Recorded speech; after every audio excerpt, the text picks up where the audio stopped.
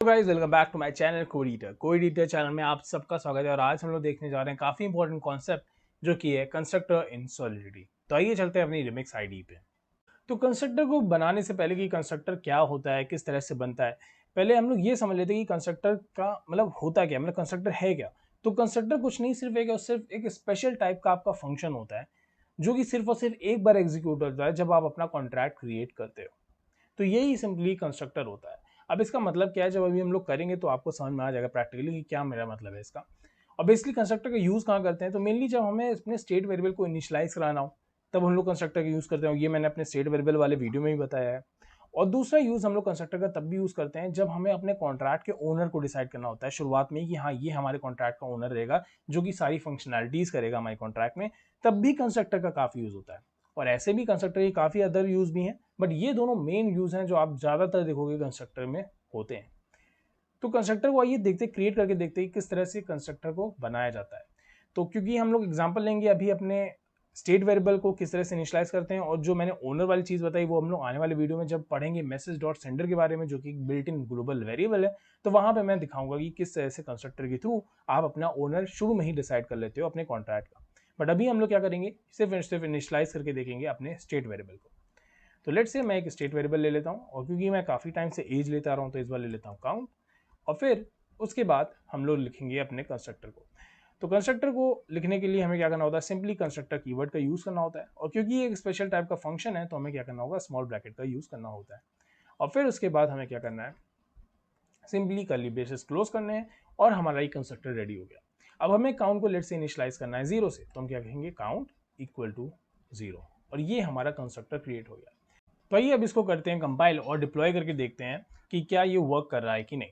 तो हम लोग आएंगे और इसको यहाँ पे कंपाइल करेंगे। अच्छा, एक चीज़ मैं भूल गया, क्योंकि हमें अपने अगर स्टेट वेरिएबल को गेट करना है, राइट, तो हम या तो गेटर फंक्शन बनाते हैं या तो हम क्या करते हैं, यहाँ पे इसको पब्लिक क्रिएट करते हैं, राइट। ये चीज़ मैंने पिछले वीडियो में कवर अप की हुई है, राइट। तो इसको हम पब्लिक बना देते हैं ताकि ऑटोमेटिकली हमारे लिए रिमिक्स क्या करे, एक गेटर फंक्शन क्रिएट कर दे हमारे काउंट वेरिएबल के लिए। ठीक है, अब इसको करते हैं फिर से कंपाइल और आते हैं अपने डिप्लॉय पे, और मैंने किया यहाँ पे डिप्लॉय, और अब आप देखेंगे कि हमारे पास काउंट वेरिएबल आ गया है।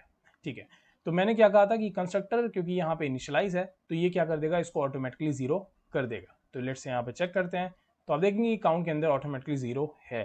तो लेट्स से इसको और कोई दूसरी वैल्यू लेके देखते हैं। लेट्स से मैं यहाँ पे 8 लेना चाहता हूँ, और फिर इसको करते हैं कंपाइल,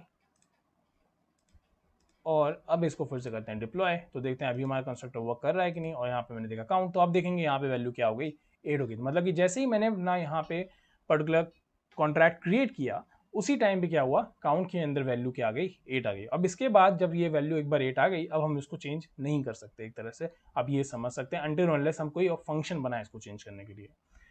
ओके, तो ये तो चीज होगी कंस्ट्रक्टर विदाउट आर्गुमेंट, राइट। अगर हमें इसमें आर्गुमेंट पास करना हो तो क्या कर सकते हैं, तो बिल्कुल कर सकते हैं। लेट्स से मैं यहाँ पे एक आर्गुमेंट पास करना चाहता हूँ UINT, और यहाँ पे मैं लिखना चाहता हूँ न्यू काउंट। ओके, और मैं इसके अंदर वैल्यू क्या डालना चाहता हूँ, न्यू काउंट की।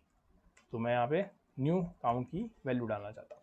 तो ये अब हमने बना लिया है कंस्ट्रक्टर विद आर्ग्यूमेंट। अब हम लोग इसे फिर से करेंगे कंपाइल, और फिर यहाँ पे इसको करेंगे यहाँ पे डिप्लॉय, और आप देखिए हमारे यहाँ पे कॉन्ट्रैक्ट ये कहाँ गया, नहीं बना, एक मिनट जस्ट, अच्छा ये बन गया डिप्लॉय। अच्छा मैं भूल गया था यहाँ पे डिप्लॉय, और डिप्लॉय जब मैंने किया तो यहाँ पे देखिए यहाँ पे वैल्यू आ गई। अब हमें क्या करना होगा, डिप्लॉय के टाइम ही बताना होगा कि हम कंस्ट्रक्टर में क्या वैल्यू डालना चाहते हैं, बिकॉज हमने कंस्ट्रक्टर में क्या किया है, आर्ग्यूमेंट पास कर दिया है। अब क्योंकि आर्ग्यूमेंट हमें यहाँ पे दे दिया है तो हमें यहाँ पे बताना पड़ेगा कि हम क्या आर्ग्यूमेंट क्रिएट करना चाहते हैं, क्या आर्ग्यूमेंट न्यू काउंट में डालना चाहते हैं।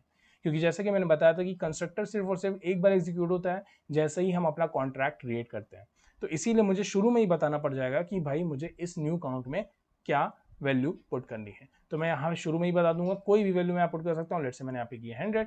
अब मुझे क्या करना होगा, डिप्लॉय करना होगा, और मैंने अब इसको किया डिप्लॉय। अब देखिए मेरे पास वैल्यू आएगी काउंट की, और मैं चेक करूंगा तो आप देखेंगे कि क्या है, 100 है। तो यही मतलब था कि कंस्ट्रक्टर जो है वो एक बार एग्जीक्यूट होता है, और सिर्फ तब एग्जीक्यूट होता है जब हम अपना कॉन्ट्रैक्ट क्रिएट कर रहे हैं। क्योंकि अगर यहाँ पे आप देखेंगे तो ये डिप्लॉय में पहले ही इसने क्या किया, कंस्ट्रक्टर की वैल्यू पूछ ली कि ठीक है अभी आप क्रिएट करने जा रहे हो कॉन्ट्रैक्ट, तो पहले वैल्यू बता दो।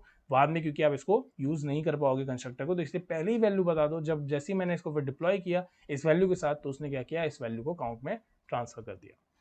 तो आइए अब इन सारे पॉइंट्स को एक समराइज कर लेते हैं और अपनी चलते हैं अपनी पावर पॉइंट। तो फर्स्ट पॉइंट क्या है कि कंस्ट्रक्टर सिर्फ और सिर्फ एक बार एग्जीक्यूट होता है, और ये चीज़ हम लोगों ने डिस्कस कर ली थी। दूसरी चीज़, you can create only one constructor and that is option. जी हाँ, आपको कंस्ट्रक्टर बनाना कोई मैंडेटरी रिक्वायरमेंट नहीं होती, ये एक ऑप्शन है। अगर आपको बनाना है तो आप बनाइए, अगर नहीं बनाना है तो मत बनाइए, मगर आप और सिर्फ एक ही कंस्ट्रक्टर बना सकते हैं। A default constructor is created by the compiler if there is no explicitly defined constructor। अगर आप नहीं कोई कंस्ट्रक्टर बनाएंगे तो एक ऑटोमेटिकली कंपाइलर आपके लिए जो है वो क्या कर देगा, बना देगा बैकग्राउंड में एक कंस्ट्रक्टर। डेफिनेटली उसका कोई यूज नहीं है, बट हाँ वो बना देगा। तो आई होप आपको ये वीडियो अच्छा लगा होगा। अगर आपको ये वीडियो अच्छा लगा है तो प्लीज़ इसे लाइक करिएगा, सब्सक्राइब करिएगा। अगर आपके मन में कोई डाउट है तो प्लीज़ उसे कमेंट करिएगा, मैं डेफिनेटली उसको सॉल्व करने की पूरी कोशिश करूंगा। और प्लीज़ मेरे वीडियो को ज़रूर से सब्सक्राइब कर लीजिएगा मेरे चैनल को, क्योंकि मैं डेली नए वीडियोस अपलोड करता हूं और नए नए कोर्सेज आप मेरे चैनल पे जल्दी ही देखेंगे। तब तक के लिए बाय बाय।